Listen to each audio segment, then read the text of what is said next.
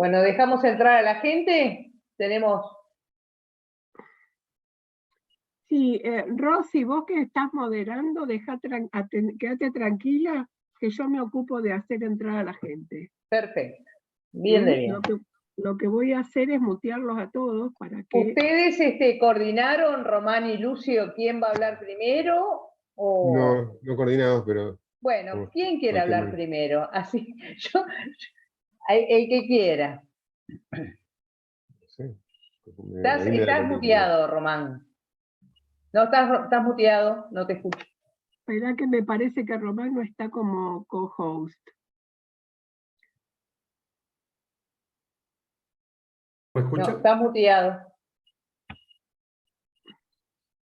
Ahora me escuchan, ¿no? Ahora sí, Ahora sí. Ahora sí. Decía que Lucio, como quieras. Yo puedo empezar o puedo hablar después, da lo mismo. A mí me da lo mismo también, Román. Hacemos un cachemón. Bueno, ¿qué hacemos? ¿Lo hacemos por orden alfabético? Decidí vos que sos la moderadora. Bueno, arranca Lucio que lo tengo primero. Bueno. Por orden alfabético. Perfecto. No, qué lindo, gracias por acompañarnos, porque la verdad que siempre es una alegría, que como decíamos recién con Gustavo, son tiempos donde el tiempo no huelga, todos tenemos 800 cosas que hacer, y que nos regalemos este tiempo para compartir es de verdad una alegría. Por supuesto, gracias por la invitación. Bueno, muy bien. Bueno. ¿Tú decís, Sebastián?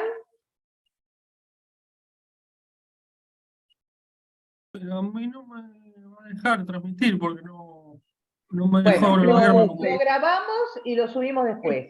Cero estrés. Estamos grabando, así ok. que si les parece voy dando entrada a todo el mundo. Perfecto. Y después cortamos la primera parte. ¿O no? Somos naturales.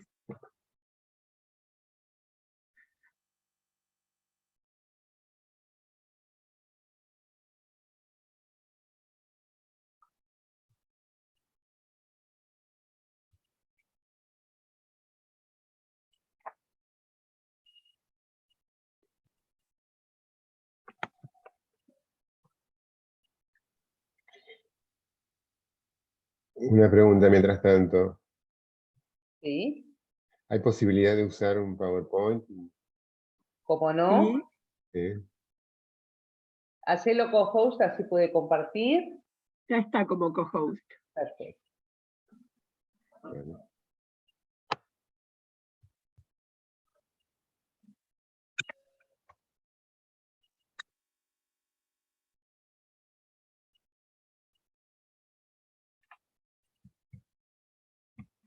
Muy bien.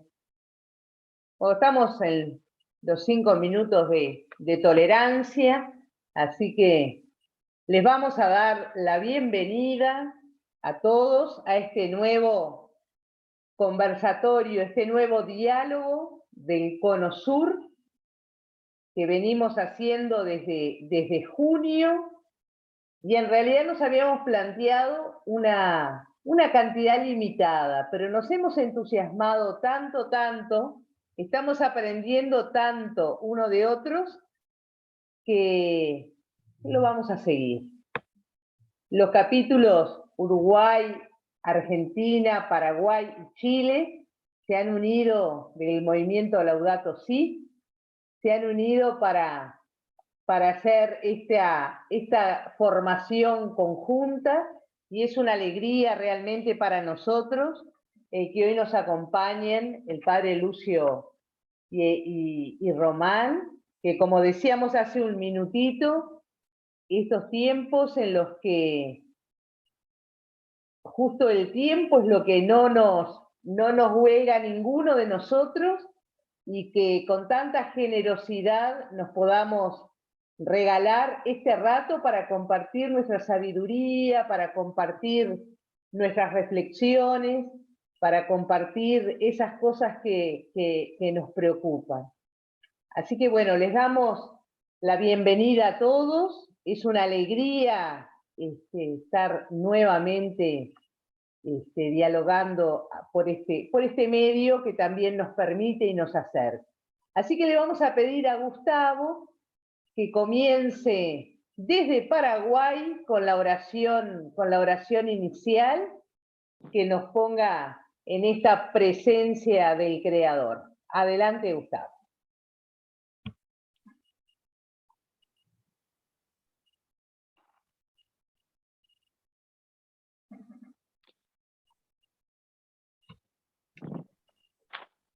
Buenas tardes para todos, desde Paraguay, corazón de América. Bien, con la venia del Padre, entonces voy a hacer yo la oración, estando tantos santos a mi lado acá virtualmente, ¿verdad? Bien. Alabado seas Dios, Dios Padre, por tu inmensa bondad y omnipotencia divina, por la obra misericordiosa de la creación, del mundo y del universo. Gracias, Dios Padre, por prepararnos un ambiente inmenso, tierra, agua, luz, y poblarlo con toda clase de criaturas. Alabado seas por tu compasiva obra, el de crearnos a tu imagen y semejanza, por amarnos tanto a pesar de nuestras imperfecciones. Gracias, Dios Padre, porque a pesar de que nuestra naturaleza humana es altamente destructiva, aún tú así confías en nosotros para cuidar la casa común. Alabado seas Dios Padre, porque a través de tu gracia más personas tienden a entender que nuestra casa es única y que debemos cuidarla y protegerla. Gracias, Señor, por la oportunidad que hoy nos brindas para formarnos y compartir. Amén.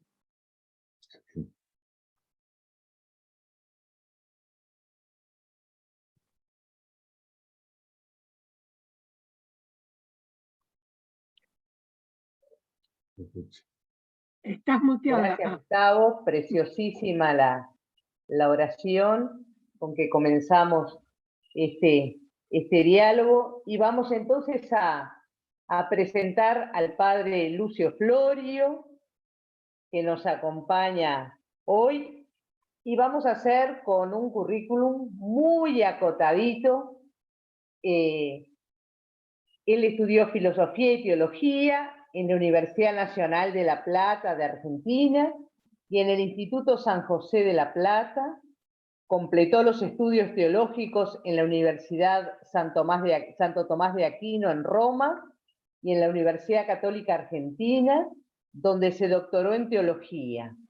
Actualmente es investigador y docente en la Facultad de Filosofía y Letras de la Universidad Católica Argentina y profesor de Teología de la Creación en la Facultad de Teología.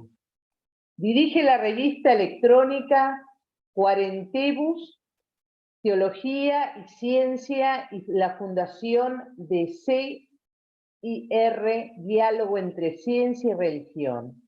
Es miembro de la Sociedad Internacional de Ciencia y Religión, de la Sociedad Argentina de Teología y del CECIR, Centro de Estudios de Ciencia y Religión de la UPAEP, Universidad Popular Autónoma del Estado de Puebla, en México. Coordina el Seminario Permanente de Teología, Filosofía, Ciencia y Tecnología de la Facultad de Teología de la Universidad Católica Argentina. Y lo más importante es que se ha dado su tiempo para compartir con nosotros este tiempo. Así que muy bienvenido, Padre Lucio. Adelante. Muchas gracias, Roxana. Muchas gracias por la invitación, Silvia, Gustavo, todos los organizadores. Realmente siempre es, como señalabas, importante descansar en la reflexión común, la oración común que nos permite incluso pensar y adorar más al Creador. Así que muchas gracias por este espacio común. Yo voy a hacer una simple reflexión. Voy a participar ¿cómo hago?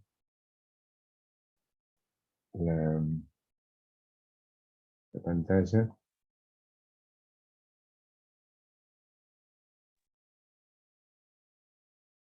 A ver. No sé si ahí se ve. Ahí empezó a compartir. Bueno, simplemente es una reflexión sobre la creación, sobre el Dios creador. Román va a darle seguramente mayor precisión a algunos temas que yo introduzco. Simplemente me gustaría recordar que en el credo nosotros comenzamos justamente con una afirmación sobre el Dios creador, creo en Dios Padre Todopoderoso, creador del cielo y de la tierra, atribuyendo al Padre esta actividad tan maravillosa de participar el ser a otro, que es el universo, que somos nosotros, y que la fe en la creación, curiosamente, en el mundo bíblico, en los escritos bíblicos, al principio está como preconcebida, podemos decir, no formulada, implícita, y poco a poco en el Antiguo y en el Nuevo Testamento se va perfilando una idea del Dios creador.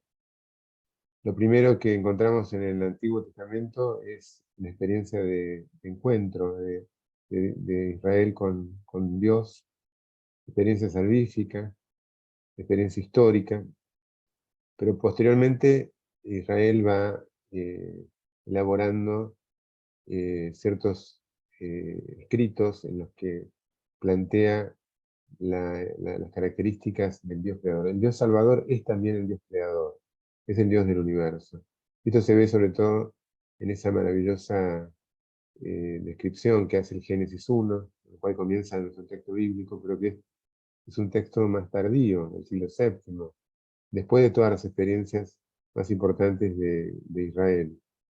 Se elabora un relato con el cual se intenta mostrar que aquel Dios salvador de Israel es también el Dios creador de este maravilloso universo. Hoy sabemos que es un texto escrito con las características de la época, con la imaginería, con la ciencia de la época, con los influjos mitológicos de la Mesopotamia, pero que aún así, con esa limitación, podemos decir, de la época temporal, es un maravilloso poema que describe la creación del Dios de cielos y tierra. Pero me interesaba subrayar eso, cómo primero Israel tiene una experiencia del Dios que le sale al encuentro, y después poco a poco va armando podemos decir, una teología de la creación, la teología del Dios creador. Algo análogo, algo parecido encontramos en el Nuevo Testamento. Lo primero que encontramos son los discípulos que se encuentran con Jesús, que participan en la vida con Él, que aprenden de Él, que comparten, que dialogan. Después la experiencia de la Pascua, Pentecostés, y después finalmente empiezan algunos escritos donde se habla de las dimensiones creadoras de este Jesús, el Logos, por ejemplo dice Juan en el prólogo, por el cual fue hecho todas las cosas, fueron hechas. O Efesios, también todo fue creado por Él o hacia Él, en Cristo concreto. Y otros textos que mencionan dimensiones del Dios creador. Pero entonces lo que me interesa subrayar en este primer punto es esto que a veces omitimos, o que cierta idea más bien defensiva del Dios creador ha puesto de segundo lugar, y es que lo primero que hay es un encuentro con el Dios que sale al encuentro, precisamente, para la redundancia, que sale a nuestro cruce, y entonces después se elabora, se tematiza, se explicita una idea del Dios creador. La creación, la fe en la creación, entonces se puede decir es un momento segundo de la experiencia religiosa, bíblica. Lo primero es el Dios que nos salva. Y esto me parece muy importante, simplemente lo menciono al principio, me parece muy importante recordar cuando estamos planteando la creación en perspectiva ecológica, porque estamos de alguna forma viendo a la vez la creación de Dios, pero la creación deteriorada, la creación perjudicada, herida por la mano humana. De alguna manera vemos cómo hay una estrecha relación entre salvación y creación, que es muy del mundo bíblico y que, insisto, en algún momento fue omitida o olvidada con un privilegio excesivo al Cristo de la historia, en fin, o separando los tratados o las perspectivas. Bien, esto en primer lugar como una reflexión que después trataré de retomar. En segundo lugar, quiero hablar, que esto Román lo precisa mucho mejor que yo, que una cosa es la fe en el Dios creador, y otra cosa es la teología, que están íntimamente ligadas, por supuesto. Pero la teología siempre es también un momento segundo, podemos decir, es un momento de reflexión que incorpora dimensiones de la inteligencia humana, de la cultura, de la época, para pensar la experiencia de fe. Entonces, esta distinción entre fe en la creación o en el Dios creador y teología de la creación es importante, es una distinción que justamente es una distinción, no hay que separarlas. Se pueden distinguir, pero somos seres racionales, pensantes, sintientes también, y toda nuestra capacidad está integrada cuando nosotros tratamos de pensar la fe. Por eso tomo un poco esta idea, un poco clásica de la teología como fides querens intellectum, decían los antiguos, una fe que busca comprender, que es un poco lo que está en la raíz de la teología. Tratar de entender un poco más, porque es interesante ver, y también en Abuelo de Pájaro, cómo en la historia de la teología encontramos que en las distintas épocas de la historia, al menos del cristianismo en particular, se puede extender más, la fe en la creación se va nutriendo de la racionalidad de la época. Por ejemplo, en el Antiguo Testamento es difícil encontrar ideas muy abstractas o conceptuales. Para hablar de la creación se habla de general de los cielos y la tierra, es decir, lo que vemos hacia arriba y hacia abajo. La palabra cosmos es más tardía, pero una vez que hay un influjo posteriormente más del pensamiento griego, se introducen algunos elementos más abstractos. Ya al final del Antiguo Testamento se habla en Macabeos de que Dios creó todo de la nada, ¿no es cierto? Algo que en el principio de la revelación no está dicho así porque no había palabras para expresarlo de esa manera.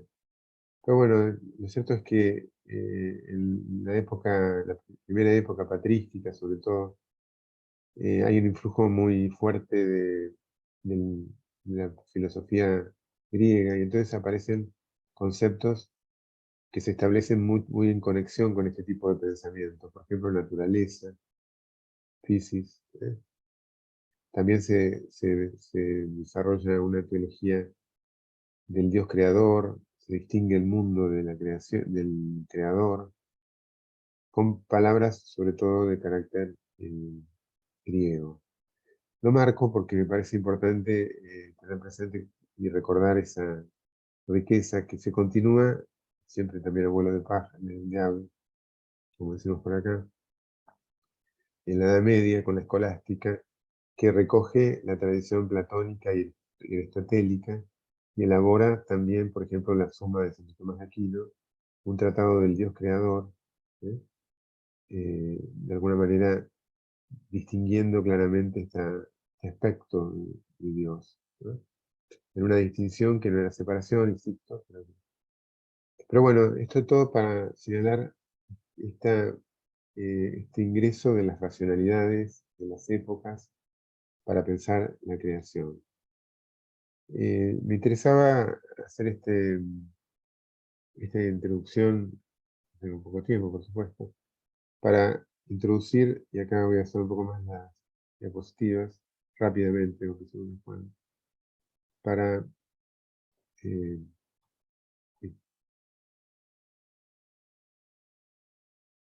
Puedo,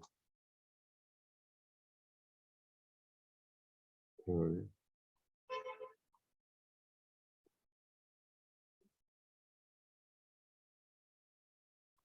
Bueno, más o menos. Para hablar de lo que ha pasado en los últimos siglos, y es la introducción de esta nueva forma de conocimiento que está presente de alguna manera en la antigüedad, pero que toma un impulso enorme en la edad moderna, que es lo que llamamos ciencia o ciencias, un tipo de conocimiento, sin entrar en detalles, marcado por la experimentación, por la matematización y por cierto control de racionalidad que, que lo hace absolutamente novedoso, a pesar de sus precedentes, y que realmente ha cambiado la faz del planeta, nuestra manera de conocer y de modificar el ambiente. Entonces, ciencia y religión aparece también como un tema de, de visión, de conflicto, de debate, pero que podemos decir que se trata de dos palabras que designan dos regiones del conocimiento humano, y que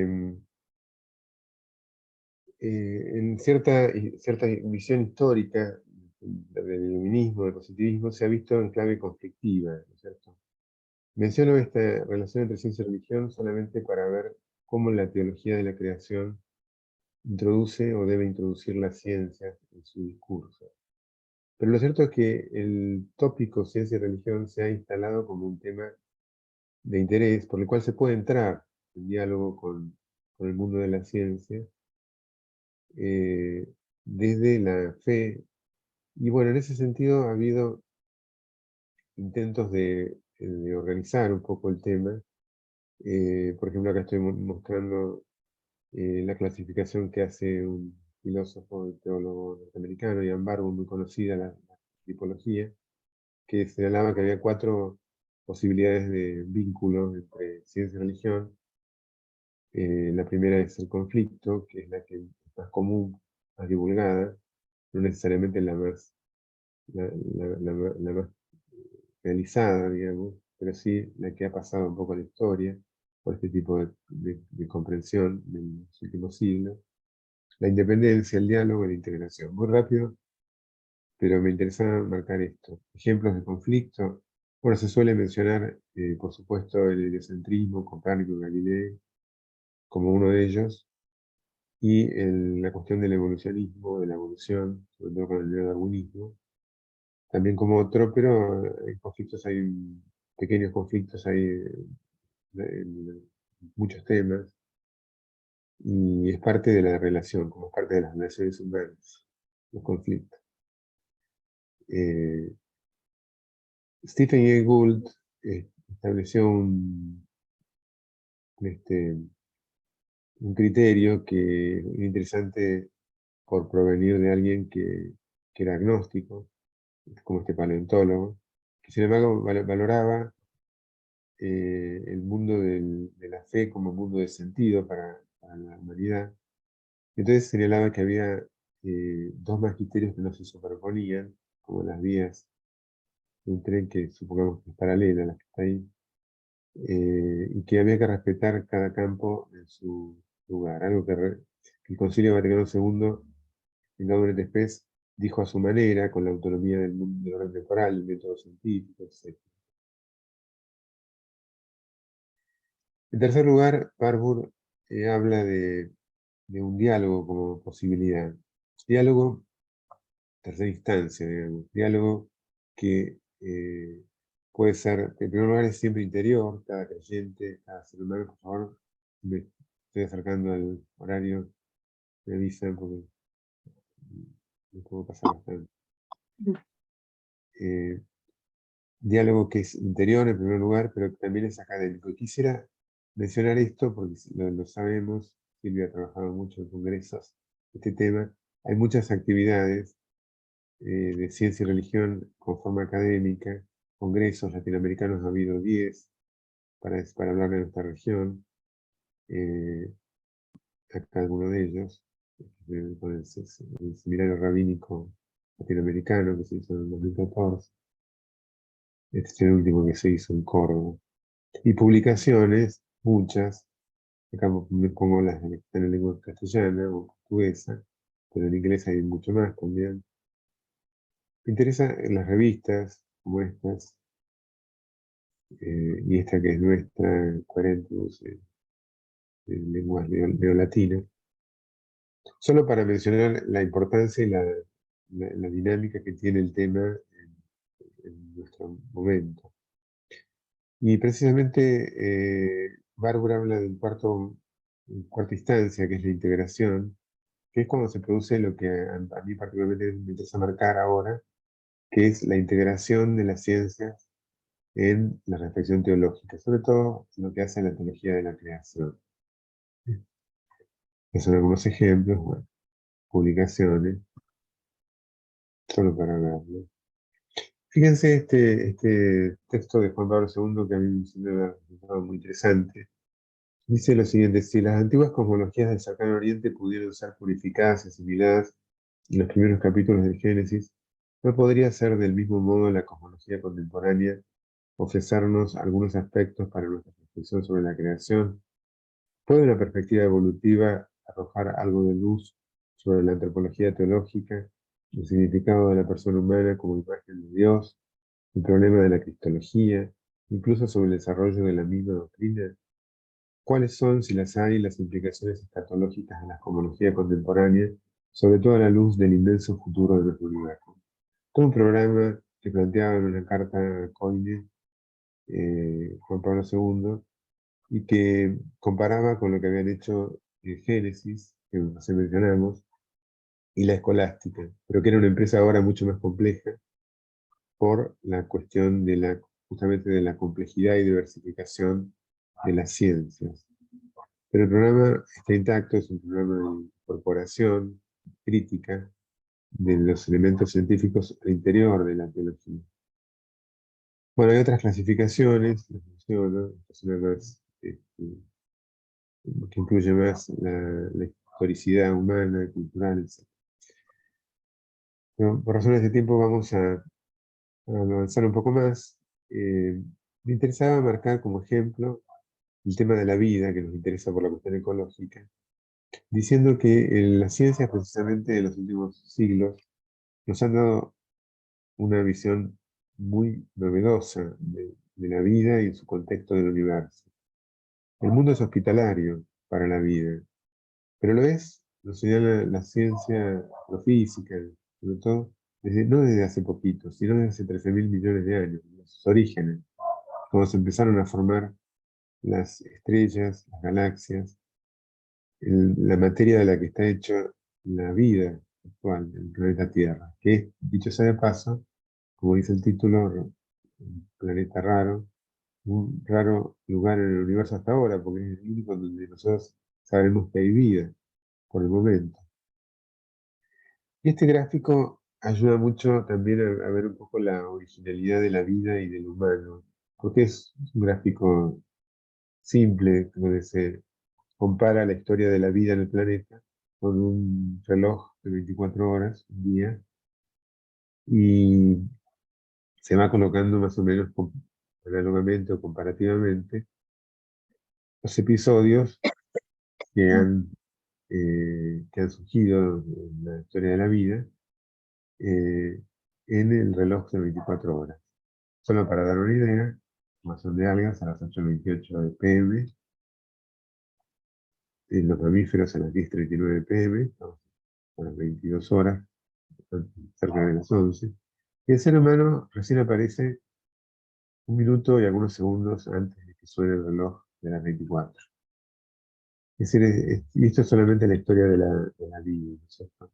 En 24 horas. Es decir, entre otras cosas, daría para mucho, pero entre otras cosas lo que nos hace tomar conciencia claramente es lo que somos realmente recién llegados al planeta. Somos recién llegados.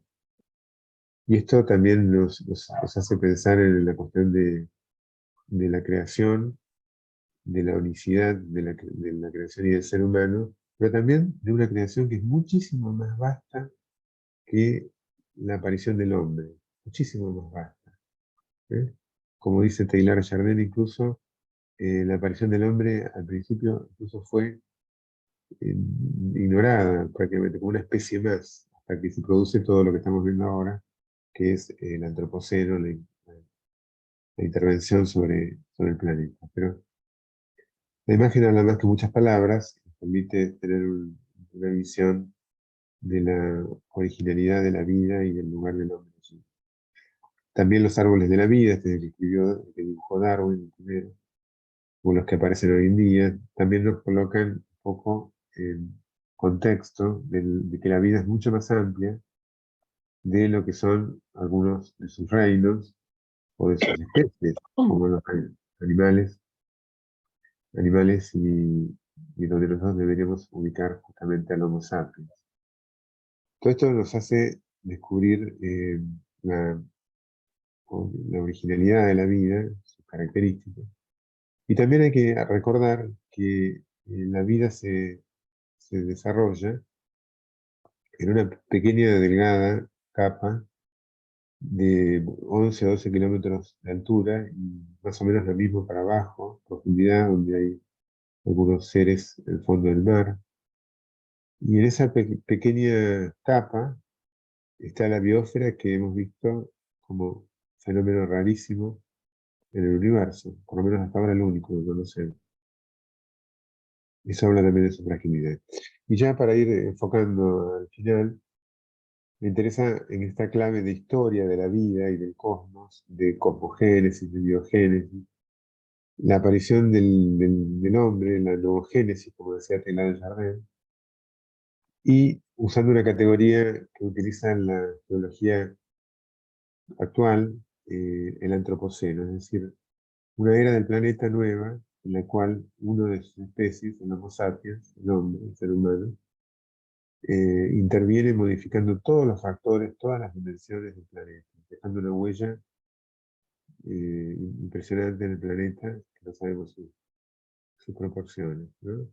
Bueno, acabo de ir mucho más rápido porque ya le estoy pasando el tiempo. Pero simplemente este cuadro sirve para ver la lentitud de los procesos, millones de años, de la historia de la vida, y la rapidez que se produce en este último siglo, siglo y medio, con una aceleración profunda de los procesos y el cambio del planeta. Esto es graficado en el antropoceno, los planetas y, perdón, la población y la destrucción de animales. Bueno, gráficos, no quiero abundar en esto.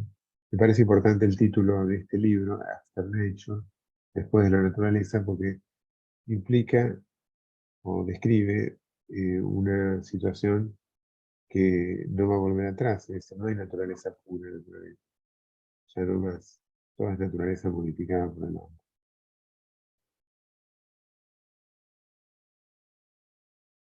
Bueno, para terminar, el antropoceno, bueno, no sé con palabras, digamos, nos plantea la necesidad teológica también de incorporar este periodo de la historia del planeta, caracterizado por la acción humana, dentro de la historia de la salvación, que es la mirada bíblica de la historia del cosmos, de, de la vida humana, y pensar, bueno, ¿qué está diciendo esto? Fijémonos que, entre otras cosas, existe la posibilidad de la destrucción de la vida, o de parte de la vida de muchas especies, incluida la humana. ¿Qué es esto? Un planeta, una historia de salvación, sin el hombre, sin el ser humano, ¿no? Además, como dice Romanos 8, hay un impacto de la acción humana, de la hibris, de la mesura humana sobre la creación, y esto se nota también en la crisis ecológica, podríamos decir, sin temor a traicionar el texto, ¿no? El Homo sapiens apareció Tras una larga historia evolutiva, en el mismo Adán del Génesis, imagen y semejanza de Dios, la especie en la que el Hijo se encarnó y en quien habita y actúa el Espíritu Santo. El ser humano, evolucionado, creado, redimido y destinado a la participación en la vida divina, que está produciendo la destrucción del propio hábitat de la biosfera, sujeto también ella de una larga y compleja historia. Bien. Quisiera terminar con algo que dice Román, que puso en nuestro diccionario de glosario de ecología integral, que uno de los desafíos de la ecotología, yo no hablé porque imagino que él hablará de ecoteología, hablé más bien de teología de la creación, pero que incluye, obviamente, pero que hay muchos desafíos. Y el primero es construir narrativas que junto con hacerse cargo de esta globalidad de la humanidad, hagan visibles las diferencias contextuales, desenmascaren los intereses locales y favorezcan una acción situada en un territorio específico. Narrativas contextuales. Sí, yo lo tomaba también como la necesidad de, efectivamente, de tener una narración de la historia de la salvación que incluya esta historia del antropoceno. No lo leo ahora, pero después pasa el PowerPoint. Hay varios intentos de recrear el Génesis con perspectivas científicas, introduciendo también el tema ambiental en algún caso. Pero bueno, eso es parte de este esfuerzo. Pero para no extralimitarme con el tiempo, en todo caso, si no lo comentamos mejor. Muchas gracias.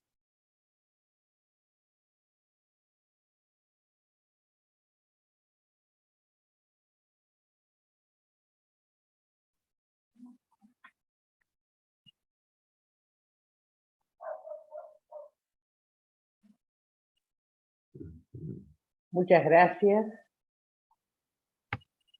La verdad que nos has dejado no solamente con muchos titulares, sino con mucha información a la cual podemos referirnos. Gracias por todas esas publicaciones también que nos dejaste, nos propones para que podamos profundizar.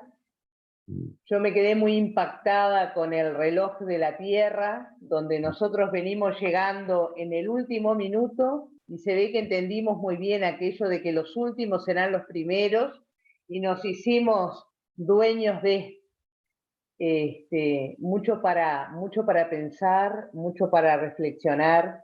La verdad que gracias, Lucio, porque además arrancaste diciendo que es el Señor el que sale a nuestro encuentro, y me gustaría quedarme con esa imagen, que a pesar de todo tenemos esa esperanza. Así que bueno, te pasamos la palabra, Román. Román es chileno, es profesor asistente, coordinador de Relaciones Internacionales, doctor en Teología, de la Escuela de Teología y Ministerios del Boston College de Estados Unidos, magíster en Teología y Filosofía del Centro Sèvres de París, área del desarrollo, Teología Fundamental, Antropología Teológica, Ecoteología, publicaciones, libros y capítulos, a la escucha del buen vivir, iluminando el despliegue de una espiritualidad ecológica cristiana, conversión ecológica y escritura, 3 lecturas teológicas de un texto controversial, ecoteología hacia un nuevo estilo de vida, algunos aprendizajes teológicos en tiempo de pandemia, el desarrollo de la ecoteología, tensiones y desafíos actuales, pistas para renovar la antropología teológica desde la ecología integral, filosofía y ciencias de la religión, sínodo panamazónico y COP25, la escucha y el diálogo como método, y un montón de publicaciones y artículos más que nos llevarían el resto del tiempo que tenemos para este conversatorio, así que muy contentos, Román, de que nos estés acompañando.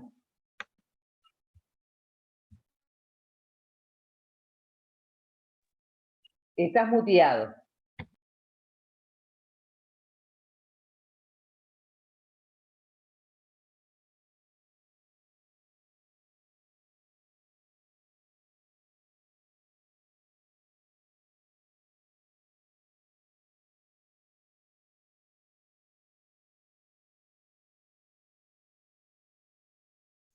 Ya, ahí me permitió reactivar mi audio. Muchas gracias, Roxana, por la presentación. Yo creo que nos vamos a complementar bien, Lucio. Cuando José me contactó, me habló también que querían una reflexión sobre la espiritualidad ecológica, la teología. Entonces, yo voy a hablarles de 5 ideas. Eso es lo que les quiero presentar. En el entendido que en el tiempo que tenemos, lo que uno puede lograr es una provocación para seguir profundizando, pero obviamente no vamos a poder agotar los temas, y lo voy a hacer a modo de como ciertas tesis, o proponerles ciertas ideas para eventualmente suscitar la conversación, o que después el que quiera, la que quiera, pueda seguir profundizando. Yo eh, acabo de poner en el chat también algunos autores, autoras de las que me voy a referir, para dejárselas ahí. Entonces, la primera idea que les planteo es esta pregunta: ¿se están enverdeciendo las religiones? ¿O se están enverdeciendo los practicantes de las religiones? Es decir, ¿se están orientando verdaderamente a la sustentabilidad? Esa es la primera pregunta que les planteo. Y les diría que, a pesar de la percepción de que efectivamente los creyentes, y ahora hablemos de los católicos, por ejemplo, nos estamos enverdeciendo, nos estamos preocupando más del medio ambiente, proliferan iniciativas, proliferan conversatorios, etc. La evidencia sociológica muestra que eso no hay evidencia suficiente para hacer esa afirmación, ¿ya? Déjenme explicarme bien. No estoy diciendo que los creyentes no estén haciendo cosas, están reciclando, están tomando decisiones personales, están transformando sus formas de vida, estamos conversando sobre esto, pero el punto está si esto lo estamos haciendo movidos y movidas por nuestras creencias religiosas. Ese es el punto. Obviamente lo podemos estar haciendo por un montón de otras razones que son no solo legítimas, sino que loables e importantes, pero la evidencia sociológica hasta así actualmente no es tan clara en señalar que la práctica religiosa esté siendo la fuente de la orientación hacia la sustentabilidad de los creyentes. Y ahí les puse 2 textos, uno de David Koninsky, norteamericano, del 2018, que analiza fundamentalmente a las denominaciones cristianas, estando ahí dentro del catolicismo, o un texto más antiguo, también un académico norteamericano, Ron Taylor, que con un equipo de trabajo analizaron varias centenas de estudios sociológicos, haciéndose esa pregunta: si uno mira la temporalidad, si las religiones se están enverdeciendo. Ya, esa es una primera idea. Habría que ir a preguntarse en los contextos personales, Uruguay, Paraguay, Chile, Argentina, Brasil, no sé, si es que efectivamente podemos repertoriar un enverdecimiento de las religiones y los creyentes. Entonces los dejo ahí. Ya uno también podría hacer una primera pregunta a nivel personal. ¿Yo me he estado enverdeciendo gracias a mi creencia religiosa o no? En las comunidades en las que yo estoy inserto, inserta, ¿soy testigo de estos procesos, insisto, que estén motivados por las creencias religiosas o no? ¿O son otras las motivaciones legítimas, pertinentes y que tienen su lugar? Esa es la primera idea que les propongo. La segunda, aquí les puse un autor noruego, político, también psicólogo, Per Spen Stoknes, quien analizando distintas como fuentes bibliográficas, se hizo esta pregunta: ¿por qué nos está costando transformar nuestras prácticas de cara a la sustentabilidad? ¿Por qué hay tanta resistencia, inercia en las personas? ¿Por qué nos cuesta cambiar, si lo dijera así? Y él identifica 5 grandes problemas. Les cuento los 2 primeros. El primero dice es la distancia temporal. Dice, los discursos de la sustentabilidad o de la crisis climática, ecológica, apelan a una temporalidad que nos es distante. Se habla del año 2030, 2040, 2050, es decir, algo que está lejos, que no me está tocando al parecer. O se habla de territorios que también me son distantes. Se están derritiendo los polos, se está extinguiendo no sé qué especie lejana a mi contexto. Hay sequía en mi país, pero está en otra región. Entonces, esa distancia temporal y espacial dificulta la transformación personal.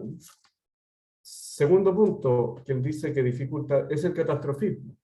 Narrativas que, al insistir tanto en el presente o el futuro catastrófico, generan desapego. ante la catástrofe, finalmente uno se defiende, me siento tan abrumado y abrumada que hay una reacción de distanciamiento. Bueno, preguntémonos ahora en el mundo católico, ¿ya? Uno podría hacerse la pregunta, ¿por qué a mí, personalmente, eventualmente me cuesta cambiar? O cómo en los círculos en los que yo estoy, a veces hay inercia, dificultad para ejercer transformación. Yo aquí les comento 3 puntos que yo veo en los espacios en los que yo me muevo. Primero, hay un freno porque hay extrañeza, es decir, la causa ecológica históricamente ha sido levantada por grupos políticos y sociales muy específicos en los distintos países. Entonces, a veces hay un primer movimiento de extrañeza de los creyentes, como si dijeran, chuta, yo he sido creyente hace 20, 30, 40 años y no percibí antes que lo ecológico fuera un tema relevante. ¿Por qué ahora esta irrupción? Me genera extrañeza, cuando ese tema sí lo he visto muy presente en el pasado en ciertos grupos sociales o políticos específicos. ¿Ya? Entonces digo, yo veo extrañeza en los círculos en los que yo me muevo. Segunda, freno, duda. La duda. Y la duda se plantea en estos términos. ¿El compromiso ecológico es algo opcional o algo inherente al seguimiento de Jesucristo? ¿Ya? Les pongo un ejemplo de un texto del Papa Francisco, Gaudete et Exsultate. ¿Ya? Este texto sobre la santidad. En unos párrafos él habla de la espiritualidad del catequista, la espiritualidad del profesor, la espiritualidad del padre de familia. Entonces, esta es la pregunta que se hace alguna gente. Esa es la duda. ¿La espiritualidad ecológica está destinada solo a aquellos y aquellas que ya tenían sensibilidad ecológica y entonces como que ahora les viene como anillo al dedo esta propuesta, o es una espiritualidad que debiera incluir a todos los católicos y católicas? ¿Ya? Entonces, aquí viene el segundo freno, la duda. Tercer freno, la sospecha. Yo también me encuentro con la sospecha, donde, lo voy a decir un poco caricaturescamente, donde católicos y católicas consideran que la agenda ecológica es como un caballo de Troya. Es decir, que la causa ecológica, al entrar en el catolicismo, potencialmente va a traer otros temas que son contrarios o que pueden desvirtuar la fe católica cristiana. El aborto, los estudios de género, el feminismo, etc. Y entonces también hay sospecha. ¿Ya? Entonces, este segundo punto se lo estoy planteando porque la pregunta que creo que habría que hacerse, ¿y cuáles son los propios frenos, si es que yo los experimento? ¿Cuáles son? Y eventualmente, ¿cuáles son los frenos que yo detecto para las transformaciones en los círculos creyentes en los que yo estoy inserto o inserta mis comunidades, etc.? Tercera idea, y aquí aparece la teología, ya más explícitamente. Tercera idea, por lo tanto, es muy importante seguir conectando el compromiso con el cuidado de la casa común, con los símbolos y creencias centrales del cristianismo. ¿Ya? ¿Qué fue lo que dijo? Dije lo siguiente, que en el fondo hay que seguir profundizando en qué sentido y de qué manera la fe en Jesucristo, la fe en el Dios Trino, etcétera, las creencias sobre la antropología teológica son un soporte, un fundamento que legitima, y no solo legitima, sino que les impulsa hacia el cuidado de la casa común. Aquí en el chat les puse el Laudato Si 217, pues lo pueden ir a leer, pero ese párrafo a mí me gusta mucho porque el Papa Francisco dice lo siguiente: hay creyentes orantes, que se burlan del compromiso ecológico. Dice, hay otros y otras que tienen una inercia personal y no se deciden a transformar sus prácticas. Dice, a todos ellos y todas ellas les hace falta una conversión. ¿Ah? Y sigue el texto para darse cuenta que este compromiso no es opcional, sino que es inherente. ¿Ya? Entonces, esa es la tercera idea. Entonces, la teología colabora, tal como decía Lucio, en esta gestación de narrativas, en este descubrimiento, explicitación, construcción de las narrativas que nos permiten en los creyentes legitimar, fundar e inspirar nuestro compromiso ecológico en nuestra religión y nuestra creencia. ¿ya? Dicho, lo voy a decir nuevamente de un modo caricaturesco, lo que no debiera acontecer es algo medio mágico, como que hicimos así, y ahora pretendemos que el catolicismo se volvió en una religión tremendamente ecológica. ¿Ah? Entonces nos dice, hay que cuidarse un poco, creo yo, de un voluntarismo verde, como pretender que ahora somos los paladines de la ecología, sin pasar por el proceso de la pregunta, la sospecha, la duda, la extrañeza, analizar los frenos para verdaderamente entrar en un proceso de conversión ecológica, donde la teología colabora a el análisis de las narrativas, el desarrollo de las mismas, la fundamentación y la legitimación de la práctica ecológica. Ahí les puse un autor, David Horrell, es un biblista inglés, solo para darles un ejemplo. El año 2008 escribió un texto que ahora volvió a transformar en el año 2022. El del 2022 está en este libro que les pongo aquí, en el chat por si les interesa.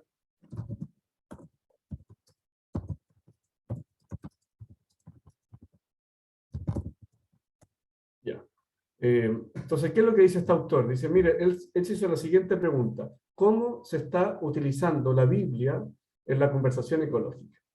Esa fue la pregunta que se hizo. Cuando hablamos de la Biblia, ¿cómo se está usando?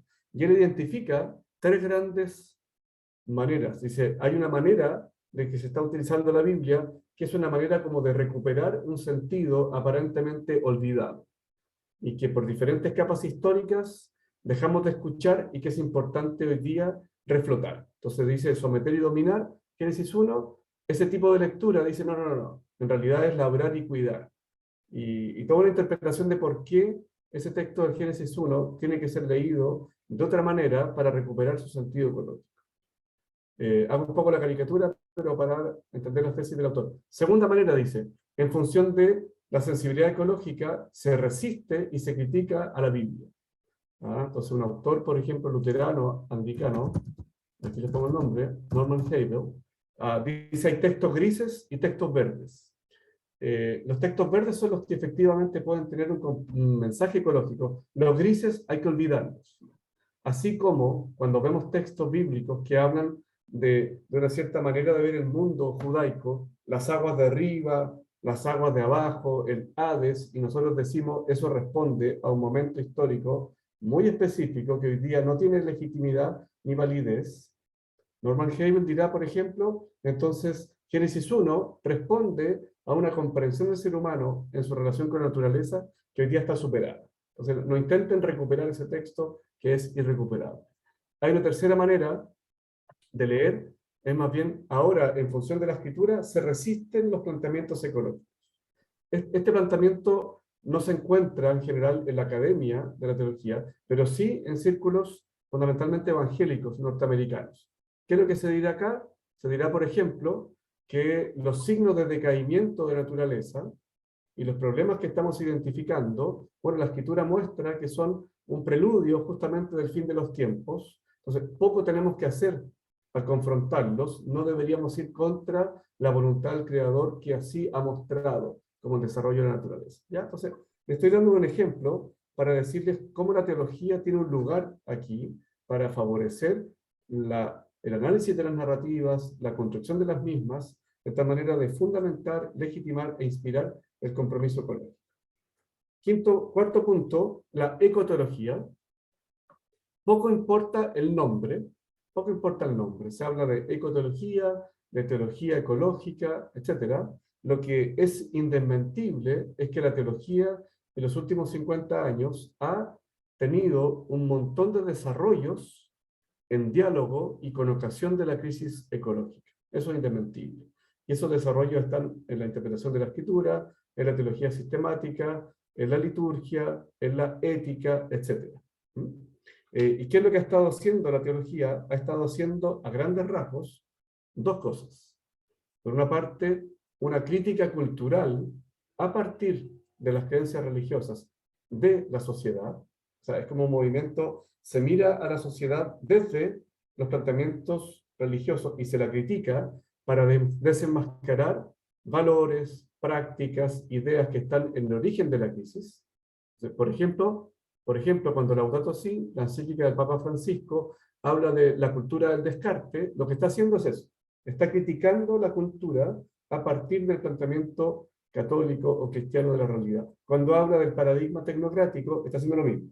Entonces, la ecoteología, o los desarrollos teológicos, en los últimos 50 años, también han estado ejerciendo esta crítica cultural.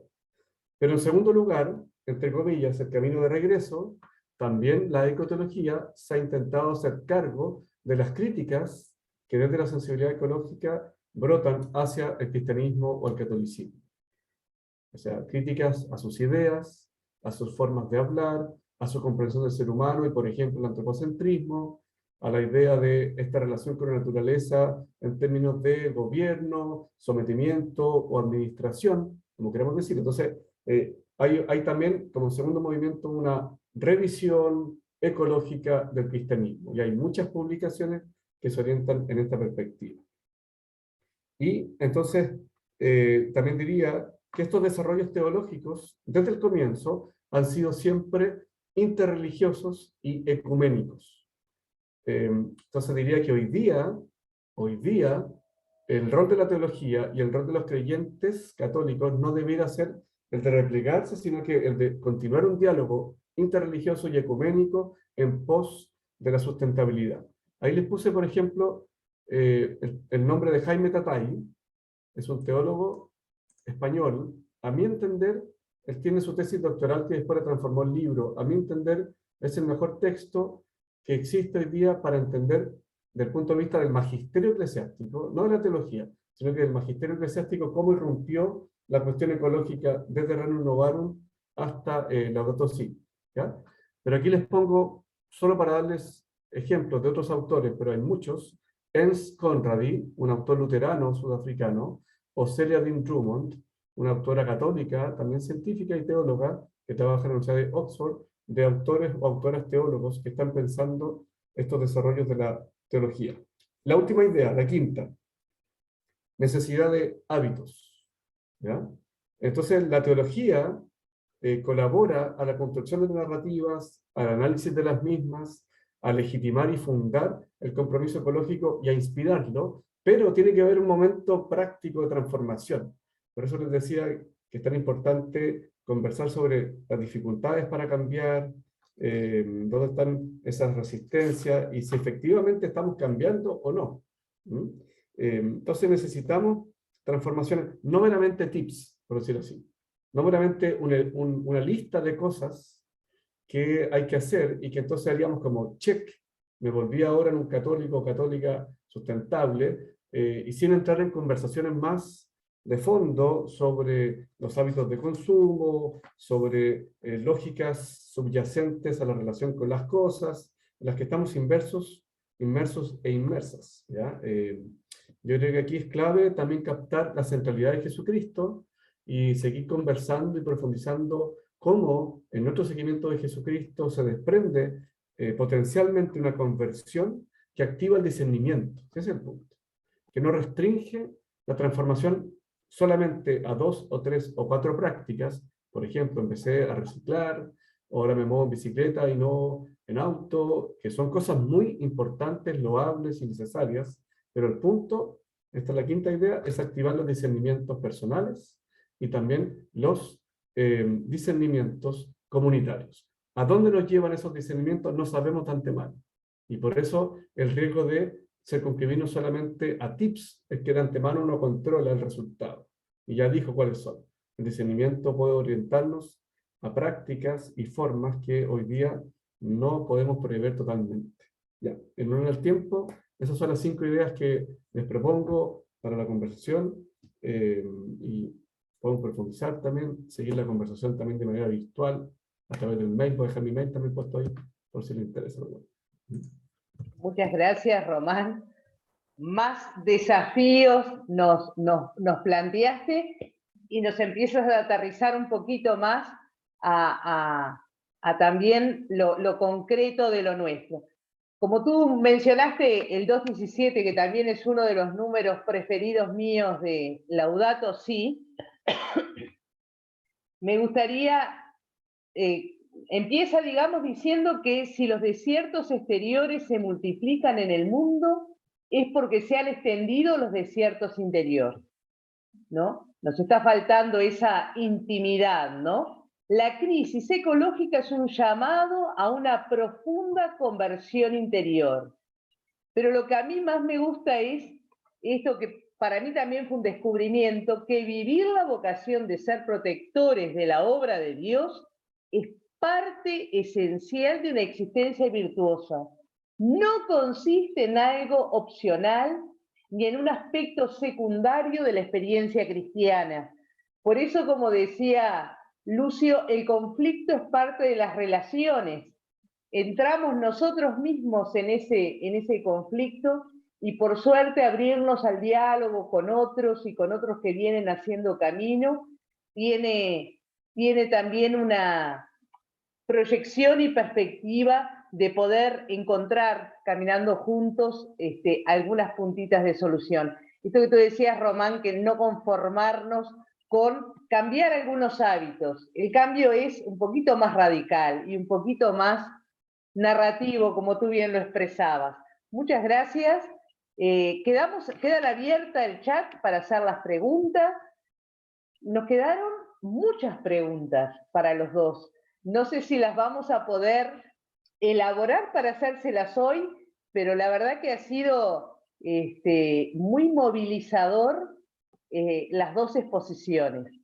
Así que bueno, si alguno tiene alguna pregunta, bienvenida sea. Todavía tenemos un ratito de tiempo para compartir.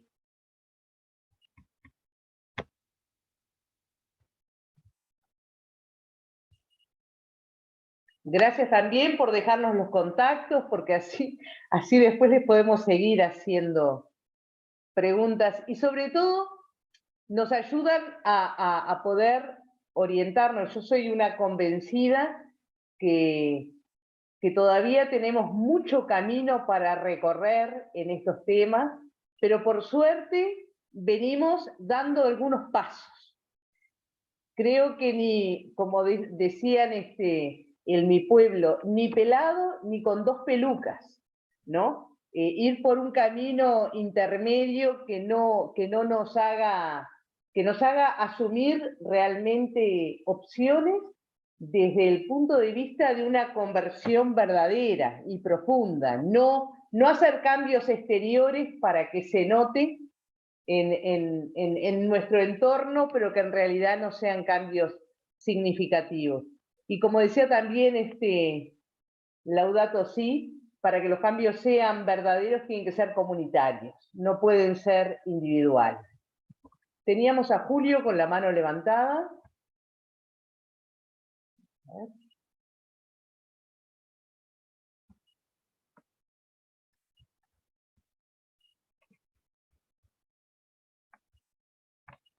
Creo que teníamos una consulta por allí. Sí. A ver si lo habilitamos a desmutearse. Ahora sí. Ahora Adelante, sí, porque no podía, digamos, muy cortito. Yo tenía, en primer lugar, agradezco a Lucio y a Román, han sido muy interesantes sus comentarios. Un comentario muy breve para Román, cuando él tiró la primera idea, que me pareció muy interesante, me parecieron las 5 muy interesantes para seguir pensando, pero en la primera, tomé nota acá que tú decías, como que nos debíamos preguntar si me he estado enverdeciendo por mi creencia religiosa. Y ahí se me ocurrió pensar si no deberías también decir mi experiencia religiosa, no solo mi creencia, porque yo entiendo que hay un proceso, el proceso de fe es, digamos, un proceso de creer en algo, pero ese creer, digamos, también va ligado a la experiencia que voy ganando, digamos, el correr de mi existencia. Entonces, te tiro esa preguntita a ver si esa idea que yo aporto, digamos, ¿cómo la ves?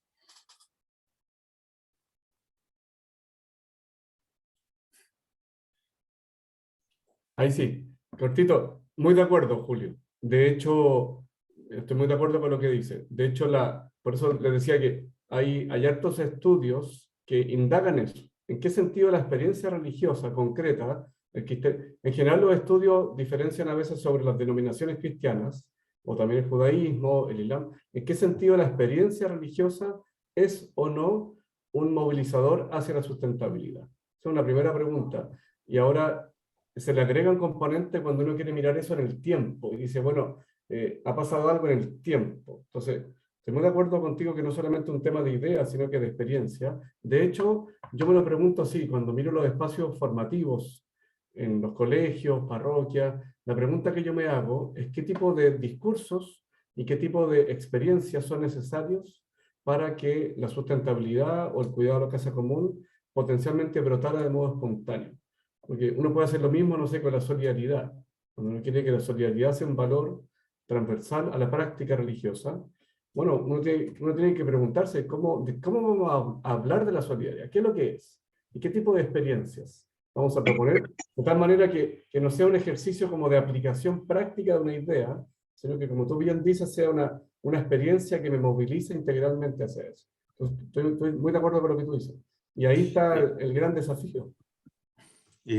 Gracias, Román. Y un comentario que me saltó cuando Lucio estaba hablando, todos debemos haber escuchado ayer la experiencia de DART, de ese digamos, elemento creado por la NASA y que impactó a no sé cuántos millones de la Tierra con un asteroide que tenía 160 metros. Entonces yo digo, qué increíble, digamos, cómo la ciencia, digamos, nos sorprende, y nos sorprende, digamos, para descubrir cuánto tiene la creación, digamos, de sorpresa, ¿no? Ahí, digamos, me quedé, digamos, impactado, digamos, ayer y hoy por ese tema, y ahora, visto desde la óptica que rápidamente nos planteaba Lucio, me quedo con eso de qué sorpresa, digamos, tenemos siempre cuando la ciencia nos aporta algo con respecto a la creación, ¿no? Gracias.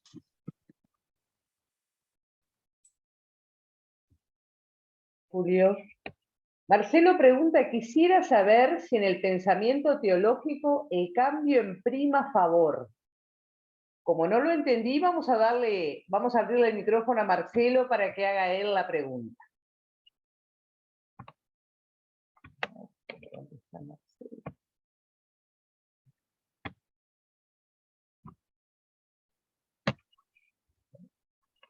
Ahí tenés el micrófono. Hola, buenas habilitado. noches. Habla. Bueno, ahora sí te escuchamos perfecto.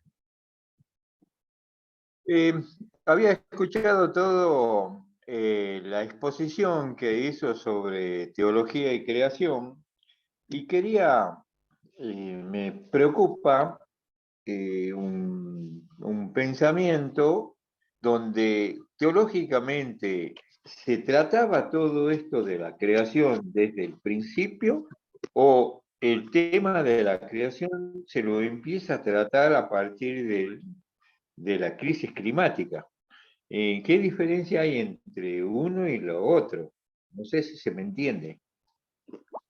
Porque decía de que en el Génesis hablaba de la creación del primer Adán, pero quería saber si el tema de la creación parte en el pensamiento teológico cuando es creada el planeta, o el tema de la crisis climática recién se lo toma ahora y también nos da la visión de lo que es la creación a través de la crisis climática. ¿Me explico? Sí, gracias. Gracias, Marcelo. Adelante, Lucio. Sí, yo hice un planteo histórico de cómo se fue desarrollando la teología de la creación para tratar de situar la situación actual, que es novedosa en el sentido de que, como señalaba Julio, la ciencia nos presenta una visión del universo y de la vida que desconocíamos. Pensemos solamente que en el siglo XIX se establece prácticamente la teoría evolutiva de la vida. Estamos ayer nomás, y todavía con grandes discusiones. De manera que la ciencia ha producido un cambio espectacular, digamos, en el conocimiento del mundo. Y eso obliga a la teología de la creación a repensarse como parte de su misión. En ese sentido, la teología siempre necesita utilizar las herramientas y los conocimientos de la época. La ciencia, en primer lugar, cosmológica, sabemos de un universo de por lo menos 13.000 millones de años, de una vida de 3.500 millones de años en el planeta. Estamos conociendo regiones del universo desconocidas, estructura de la materia, estructura cerebral, neuronal, genética, etc. Todo esto está produciendo una visión muy distinta del universo y del ser humano que debemos asumir en la teología, y lo estamos haciendo parcialmente, muy parcialmente.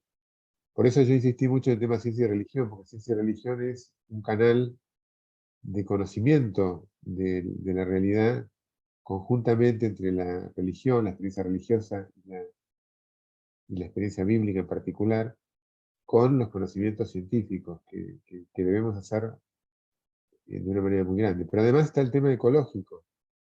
Es muy curioso un dato que deberíamos registrar, que cuando el ser humano descubre la historicidad del universo y de la vida en los últimos siglos, en ese mismo momento descubre que está destruyendo el planeta. Es una conciencia casi simultánea desde el punto de vista histórico.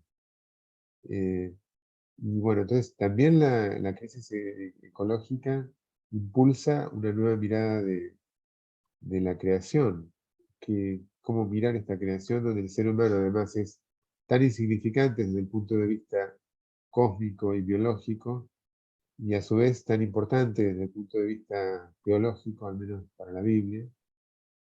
Entonces, allí hay todo también un desafío que se está produciendo. Román expuso a algunos de los autores y líneas que están trabajando en ese aspecto, ¿no? De manera que, en fin, son todos desafíos, ciencia en general y crisis ecológica en particular, que impulsan a una reflexión nueva de la creación. Y por ahí, Marcelo, no sé si me pareció entender, por ahí entendí bien, había alguna referencia a la creación solo como desde el origen. Y no, también la fe y la teología en la creación implican una mirada hacia el futuro, porque, como bien señalaba Teilhard de Chardin, por ejemplo, la realidad futura, en principio, desde el punto de vista teológico, es más densa, más importante que la inicial, ¿no es cierto? Hacia dónde vamos como creación, como humanidad. Y una última cosa, no quiero extenderme mucho, pero me parece importante, se habló tangencialmente de un tema, y es el antropocentrismo. Precisamente el antropocentrismo es la mirada fundamentalmente del ser humano de la creación. No tenemos otra posibilidad porque somos seres humanos, pero sí tenemos la posibilidad de reconocer la alteridad absoluta de otros seres, que además tienen, como en el caso de los animales en particular, tienen una originalidad, como dicen algunos autores, una Umwelt, una percepción del mundo totalmente distinta, y son tan criaturas como nosotros. Entonces también es un desafío hacer una lectura desantropocéntrica, pero en serio, digamos, que desde la teología de la creación podamos incorporar realmente a la alteridad, a los otros, también animales, vegetales, etc.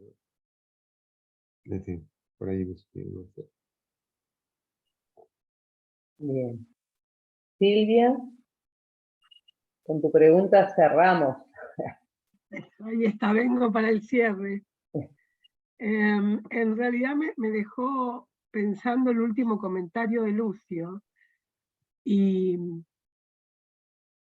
digamos, lo que me resulta muy difícil imaginar cómo podemos hacer para comprender a cada una de las criaturas cuando ni siquiera podemos comprendernos a nosotros mismos y a las personas que nos rodean.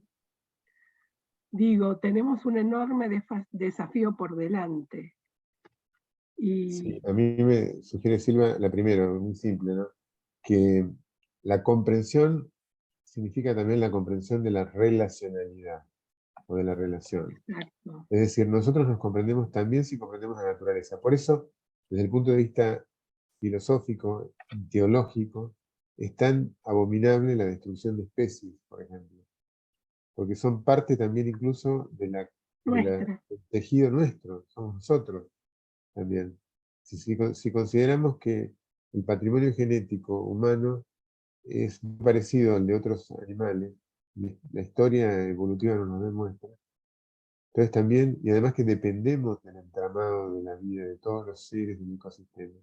Entonces, la cuestión relacional es fundamental también en la comprensión de nosotros mismos. ¿Algo que quieras agregar, Román?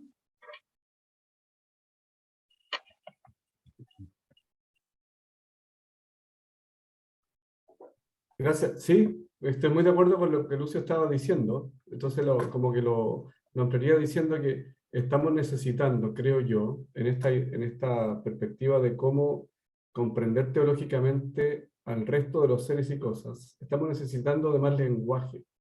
Porque nuestra experiencia, por ejemplo, cotidiana, los que tengan mascotas, para dar un ejemplo muy cotidiano, a esas mascotas les tienen un nombre, y el hecho de tener un nombre es reconocer una singularidad. O sea, no es un perro, no es un gato, tiene un nombre.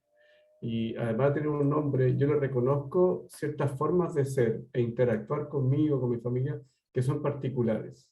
Entonces, si uno va al lenguaje teológico, tenemos bastantes conceptos y términos para hablar de la singularidad del ser humano.